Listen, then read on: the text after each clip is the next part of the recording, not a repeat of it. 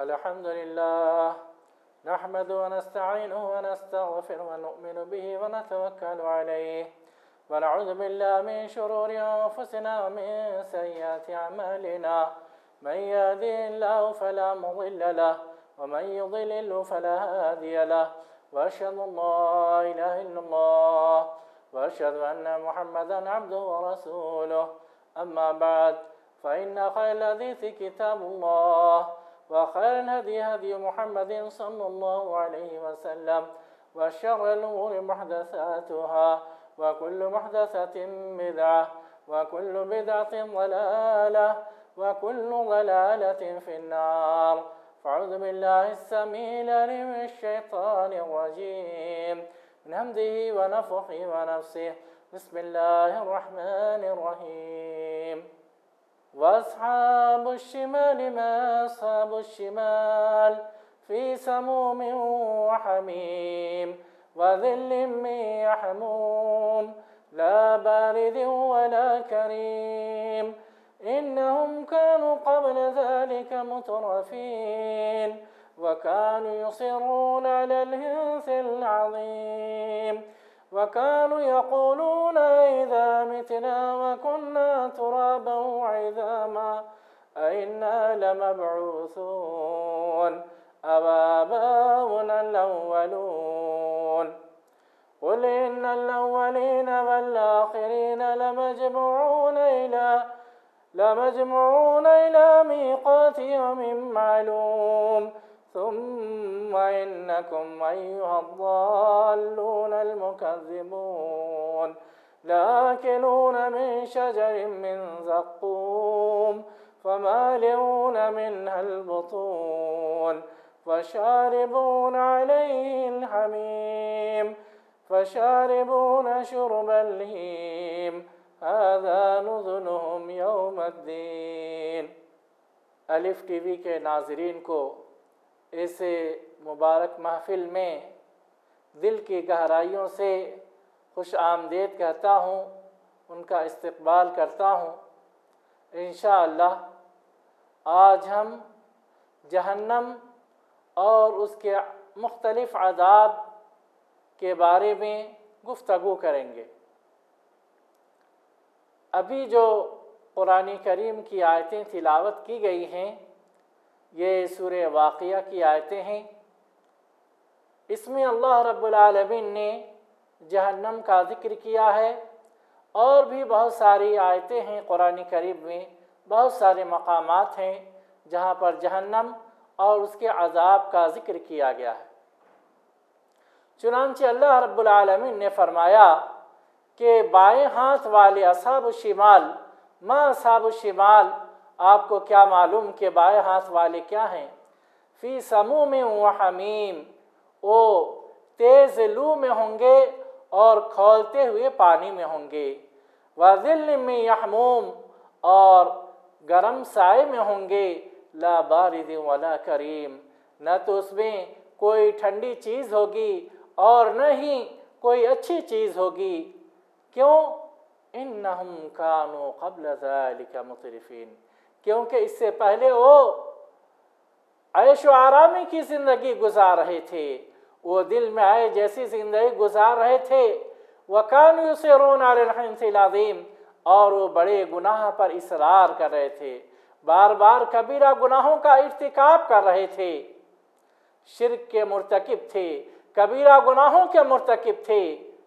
اور یہی نہیں بلکہ جہنم میں جانے کی وجہ یہ ہے وَكَانُوا يَقُولُونَ أَإِذَا مِتْنَا وَكُنَّا تُرَابًا وَعِظَامًا، کہ وہ کہتے تھے کہ جب ہم مر جائیں گے اور ہم مٹی ہو جائیں گے اور ہڈی ہو جائیں گے، أَإِنَّا لَمَبْعُوثُونَ، تو کیا ہم کو دوبارہ زندہ کیا جائے گا؟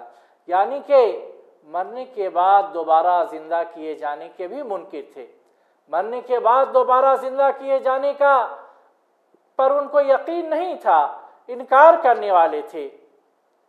او آباؤنا الاولون، اور پھر اپنے باپ دادا کا بھی انکار کرنے والے تھے، یعنی کہ ہم کو بھی اٹھایا نہیں جائے گا اور ہمارے باپ دادا کو بھی اٹھایا نہیں جائے گا۔ تو اللہ رب العالمین نے فرمایا قل ان الاولین والآخرین، اے نبی صلی اللہ علیہ وسلم آپ فرما دیجئے کہ بے شک پہلے والے بھی اور بعد والے بھی لَمَجْمُعُونَ إِلَىٰ مِيقَاتِ يَوْمٍ مَّعْلُومٍ کہ ان کو اکٹھا کیا جائے گا ایک مقررہ دن میں. ثُمَّ إِنَّكُمْ أَيُّهَا الضَّالُّونَ الْمُكَذِّبُونَ اور پھر تم اے گمراہ لوگو، جھٹلانے والے لوگو، ثُمَّ إِنَّكُمْ لَآكِلُونَ مِن شَجَرٍ مِّن زَقُومٍ تم کو ضرور زقوم کا درخت کھانا پڑے گا.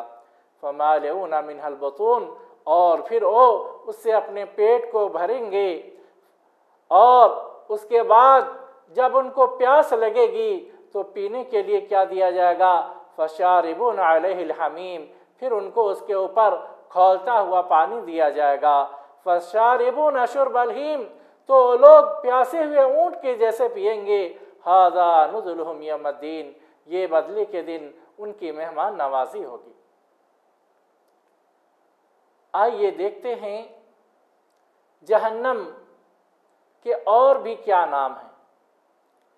جہنم کے مختلف نام اللہ رب العالمین نے قرآن مجید میں بیان کیا ہے. ایک نام تو جہنم کا جہنم ہے، ایک نام نار ہے.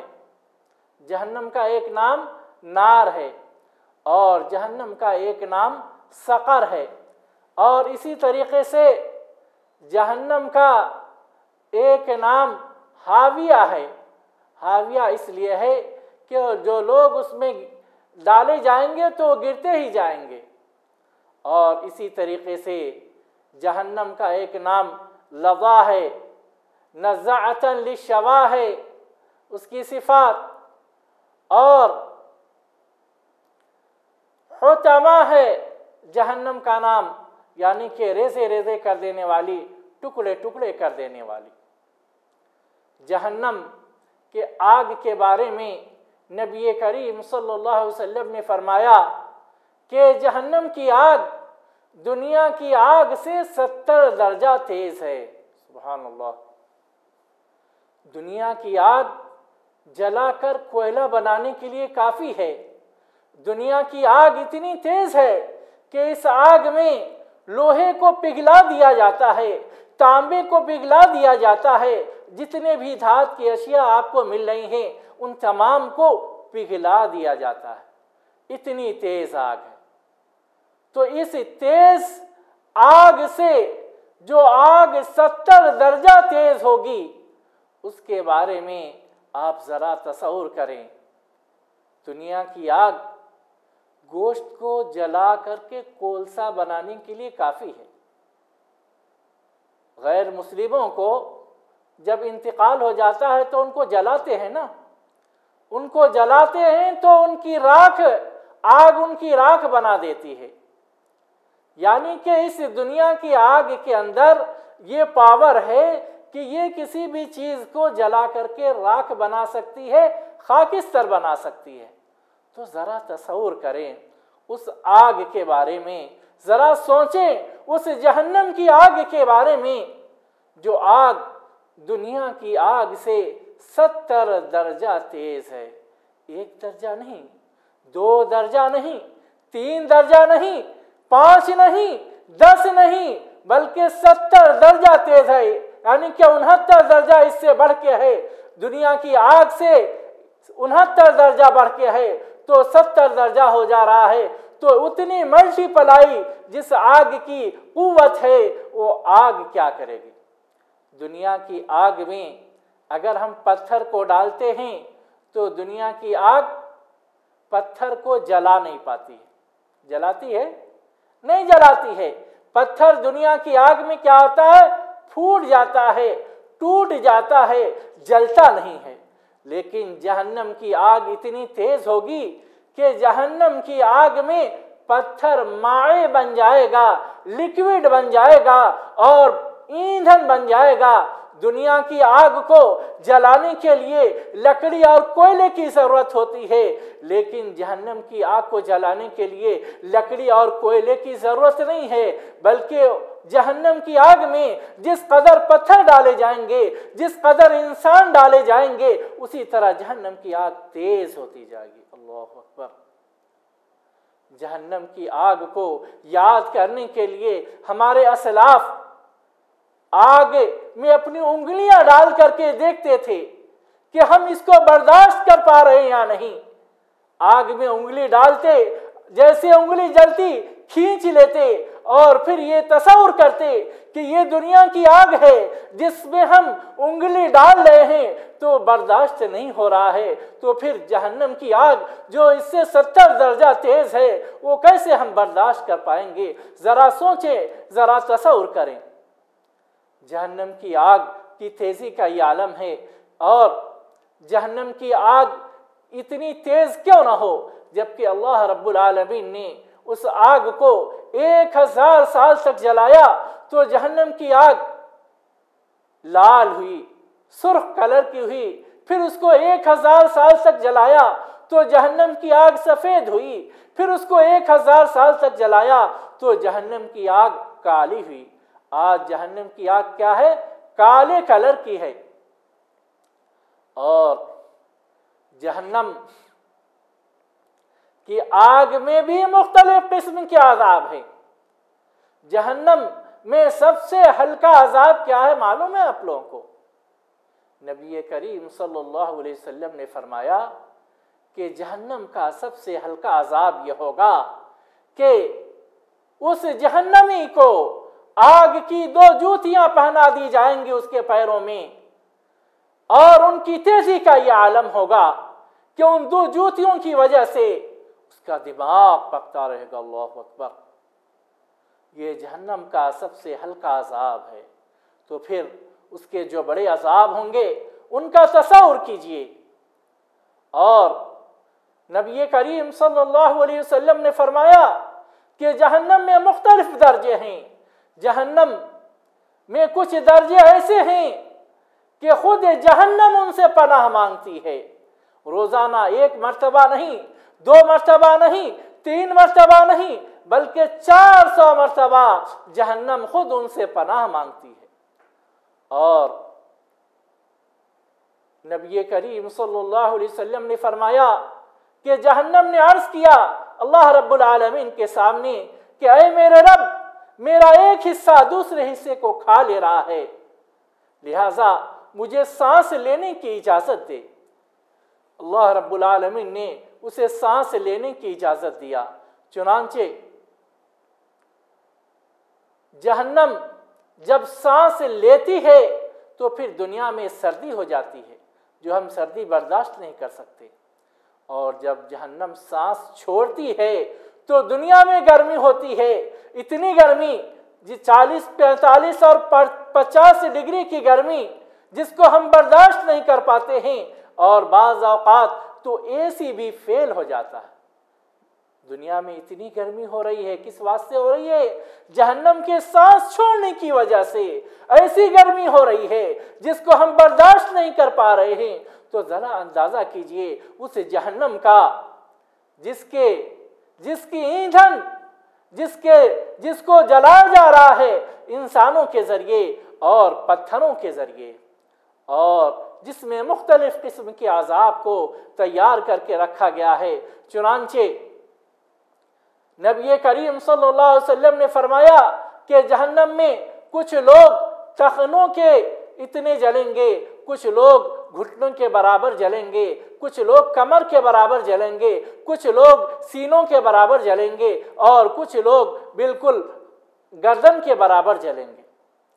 اور آپ صلی اللہ علیہ وسلم کا یہ معمول تھا کہ آپ صحابہ کرام رضوان اللہ علیہم اجمعین سے فرماتے تھے کہ تم میں سے کوئی اگر خواب دیکھا ہے تو بتائے. چنانچہ جو حضرات خواب دیکھے رہتے تھے وہ بیان کرتے تھے. ایک دن ایسا ہوا کہ آپ صلی اللہ علیہ وسلم نے فرمایا کہ میں نے آج رات دیکھا ہے کہ میرے پاس 2 آدمی آئے اور انہوں نے مجھے اٹھایا، وہ اٹھا کر لے کے گئے، اور پھر مجھے جہنم کے پاس لے کے گئے.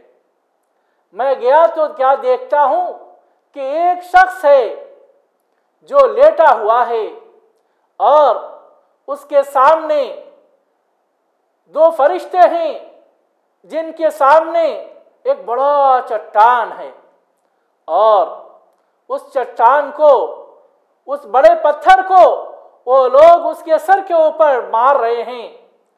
वो पत्थर लुढ़क जा रहा है और जब वो पत्थर लुढ़क कर दूर जा रहा है तो फिर उस पत्थर को लेके आ रहे हैं वापस, और जैसे उस पत्थर को वापस लेकर आ रहे हैं तो उसका सर फिर सही सालिम हो जा रहा है।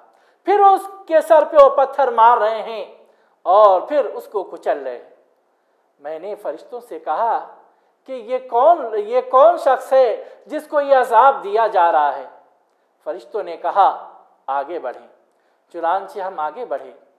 आगे बढ़ने के बाद मैंने देखा कि एक आदमी लेटा हुआ है और वहाँ पे फरिश्ता खड़ा है।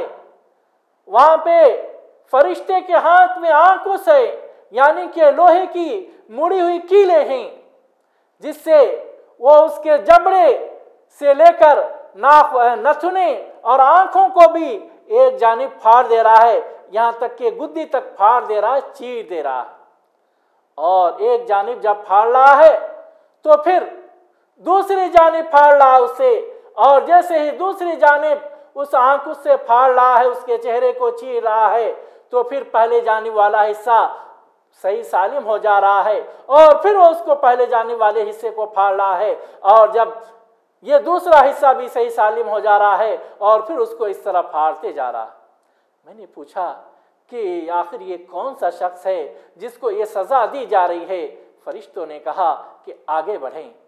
फिर उसके बाद मैं तन्नूर के जैसे एक जगह के पास से गुजरा तो मैंने उसमें झांक कर देखा तो उसमें नंगे मर्द और नंगी औरतें थीं, और वहां से शोर और शराबा, तेज आवाज, चीखों पुकार की आवाज आ रही थी। मैंने कहा कि ये कौन लोग हैं?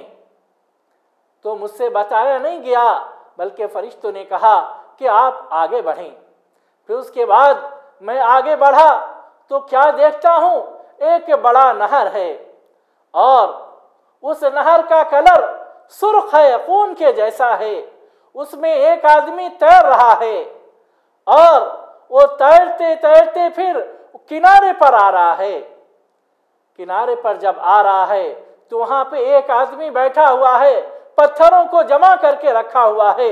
वो जैसे किनारे पर आ रहा है उसके मुंह में एक पत्थर डाल दे रहा है और फिर वो आदमी तैरने के लिए चला जा रहा है, फिर वापस आ रहा है, फिर वो मुंह खोलता है और उसके मुंह में एक पत्थर डाल दिया जा रहा है। मैंने कहा कि ये आखिर ये कौन सा शख्स है जिसको ये आज़ाब दिया जा रहा है? फरिश्तों ने कहा आगे बढ़ें। चुनांचे उसके बाद में आगे बढ़ा। हम आगे बढ़े तो हमने देखा कि फिर एक शख्स है जो आग को भड़का रहा है, कभी इधर भड़का रहा है, कभी उधर भड़का रहा है, चारों तरफ फिर कर आग को तेज कर रहा है। मैंने पूछा ये कौन है? कहा गया कि आगे बढ़ें। फिर उसके बाद आगे बढ़ा मैं तो देख रहा हूं कि एक बहुत ही लंबा इंसान है जिसकी ऊंचाई को मैं नहीं देख सकता हूं। सर उठा करके देखे तो भी उसका सर नहीं दिखता है। बहुत काफी लंबा इंसान है और उसके अतराफ कुछ बच्चे हैं। मैंने पूछा कि ये कौन सा शख्स है? तो मुझसे फिर कहा गया कि आप आगे बढ़ें। फिर उसके बाद मैंने देखा कि कुछ लोग ऐसे हैं कि उनका चेहरा आधा खूबसूरत है और आधा चेहरा बदसूरत है। ये फरिश्ते जब उनके पास लेके गए तो फिर उनसे सामने एक नहर बह रही थी। कहा कि जाओ उस नहर में डुबकी लगा कर आओ। वो लोग जिनके आधे चेहरे खूबसूरत थे, आधे चेहरे बदसूरत थे, गए उस नहर में डुबकी लगा करके गुस्ल करके आए तो फिर वो लोग अच्छे हो गए। मैंने पूछा ये कौन लोग हैं? फरिश्तों ने कहा आगे बढ़ें। तो उसके बाद हम आगे गए तो हमने देखा कि एक बाग है जिसमें मुख्तलिफ किस्म के रंग बिरंगे फूल हैं और पौधे हैं। मैंने पूछा ये क्या है? तो फिर मुझसे कहा गया कि आगे बढ़ें। तो उसके बाद मैं उससे भी ایک بڑے باغ میں، خوبصورت باغ میں داخل ہوا۔ مجھ سے کہا گیا کہ اوپر چڑھیں۔ جب میں اوپر چڑھا تو وہاں پر ایک بہت ہی بہترین شہر تھا، جس کی ایک اینٹ سونے کی تھی تو ایک اینٹ چاندی کی تھی، اور مجھے اوپر چڑھنے کے لیے کہا گیا۔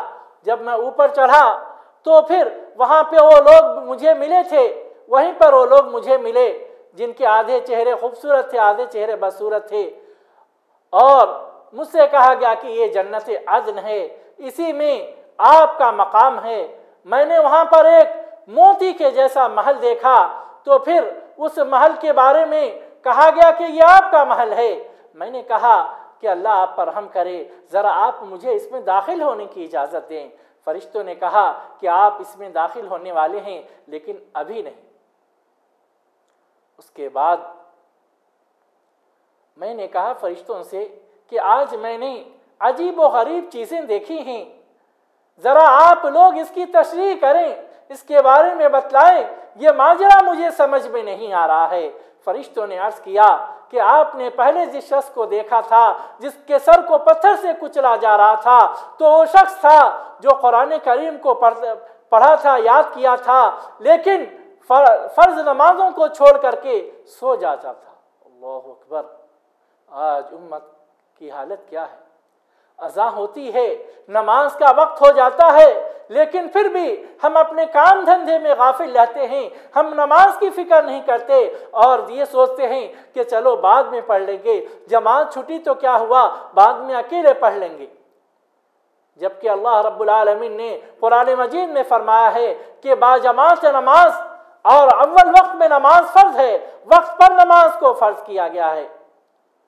تو جو لوگ وقت پر نماز کو نہیں پڑھتے، سو جاتے ہیں یا کاموں میں مشغول ہیں، غفلت کے شکار ہیں، تو ان کو جہنم میں کون سا عذاب دیا جا رہا ہے؟ ان کے سروں کو کچلا جا رہا ہے۔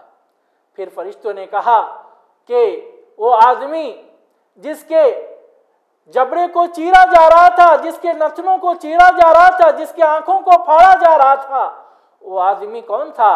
آپ کو معلوم ہے؟ وہ آدمی وہ تھا کہ گھر سے نکلتا تھا تو صبح سے شام تک جھوٹ ہی جھوٹ بولتا تھا، غیبت اور چغلی ہی کرتا تھا، آسمان کے کناروں تک اس کا جھوٹ پھیلا ہوا تھا۔ یعنی آج کل جیسا ماحول ہے، لوگ جھوٹ پہ جھوٹ بولتے جا رہے ہیں، کاروبار کو بڑھانے کے لیے کوئی جھوٹ بول رہا ہے، تو کوئی ہنسی مذاق کے لیے جھوٹ بول رہا ہے، تو کوئی اسی طرح بغیر کسی غرض کے جھوٹ بول رہا ہے۔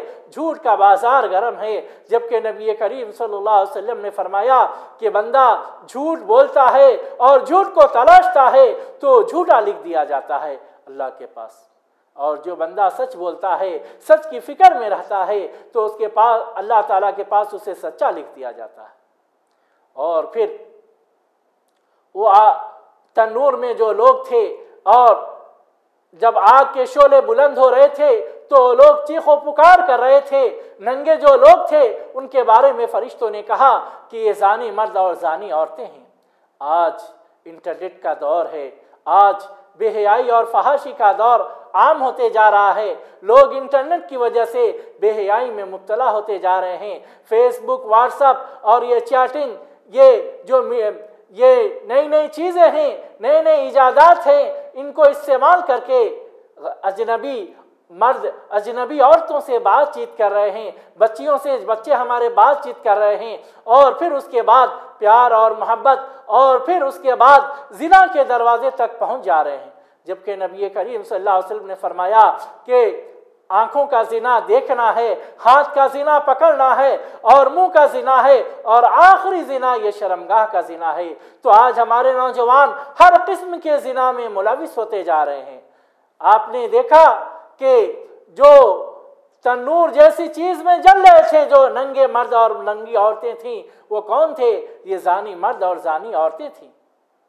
اور پھر ان لوگوں کے بارے میں فرشتوں نے کہا، اس شخص کے بارے میں جو خون کے نہر میں تیر رہا تھا اور جس کے منہ میں پتھر ڈالا جا رہا تھا، کہ یہ وہ شخص تھا جو سودی کاروبار کرتا تھا۔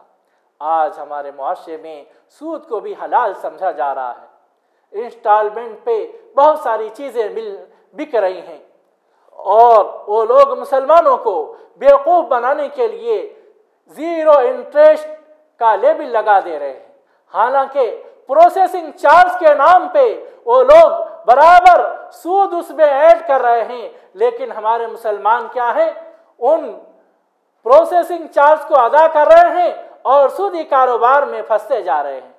مسلمان گھر بینک سے لون لے کر لے رہا ہے جس کا سود ادا کر رہا ہے، گاڑی مسلمان فائننس پہ لے رہا ہے، اور مختلف قسم کے بزنس مسلمان فائننس پہ کر رہے ہیں، سودی کاروبار میں کر رہے ہیں، جبکہ نبی کریم صلی اللہ علیہ وسلم نے فرمایا، اللہ رب العالمین نے فرمایا یمحق اللہ الربا ویربی الصدقات، کہ اللہ ربا کو مٹا دیتا ہے اور صدقے کو بڑھاتا ہے۔ اگر آپ ضرورت مند ہیں تو پھر آپ صدقہ لے سکتے ہیں لیکن سود نہیں لے سکتے، اور سود کے بارے میں نبی کریم صلی اللہ علیہ وسلم کا فرمان ہے کہ یہ اپنی ماں سے، سگی ماں سے زنا کے برابر اس کا گناہ ہے، بہت ہی خطرناک عمل ہے، اور اللہ اور اس کے رسول سے جنگ کا اعلان ہے۔ بھلا بتائیں کہ اللہ اس کے رسول سے جنگ کا اعلان کر کے کوئی جیت سکتا ہے؟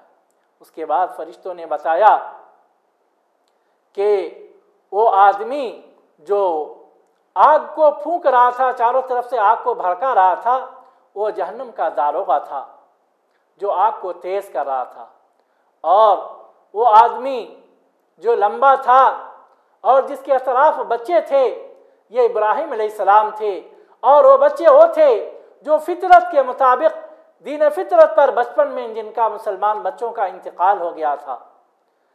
بعض مسلمانوں نے سوال کیا کہ جن بچوں کا انتقال شرک کی حالت میں ہوا تو پھر ان کا کیا، مشرکین کے بچوں کا کیا؟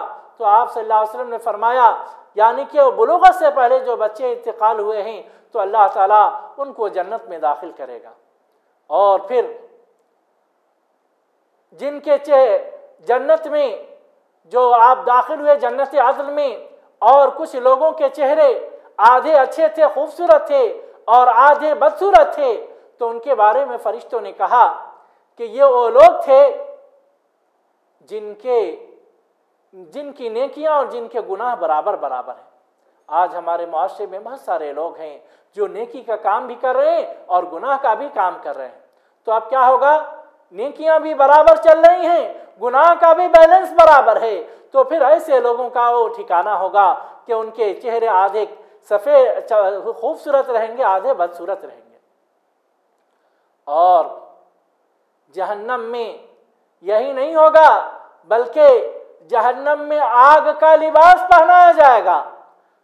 جہنم میں جو لوگ جلیں گے تو صرف جہنم کی آگ ہی نہیں جلائے گی، بلکہ جہنم میں جو جبے پہنائے جائیں گے، جو شلوار پہنائے جائیں گے، جو لباس پہنایا جائے گا وہ بھی آگ کا ہوگا۔ تو ذرا تصور کریں کہ جہنم میں جل رہے ہیں، پھر آگ کا لباس پہنایا جا رہا ہے، انڈر ویئر بھی آگ کا ہے، اوپر کا کپڑا بھی آگ کا ہے، تو پھر تیزی کے جلنے کی تیزی کا کیا حال ہوگا؟ کس قدر تیزی کے ساتھ وہ لوگ جلتے رہیں گے، اور وہاں پہ چیخیں گے، پکاریں گے تو بھی کوئی چیخ اور پکار سننے والا نہیں ہوگا۔ جہنمی جب چیخیں گے، پکاریں گے مالک کو، جہنم کے داروغہ کو، تو 40 سال تک پکارتے رہیں گے تو بھی وہ نہیں سنے گا، اور پھر جب سنے گا تو جواب کیا دے گا کہ بس تم کو جلنا ہے، میں تمہارے اوپر رحم نہیں کر سکتا ہوں، میں کچھ نہیں کر سکتا ہوں تمہاری مدد۔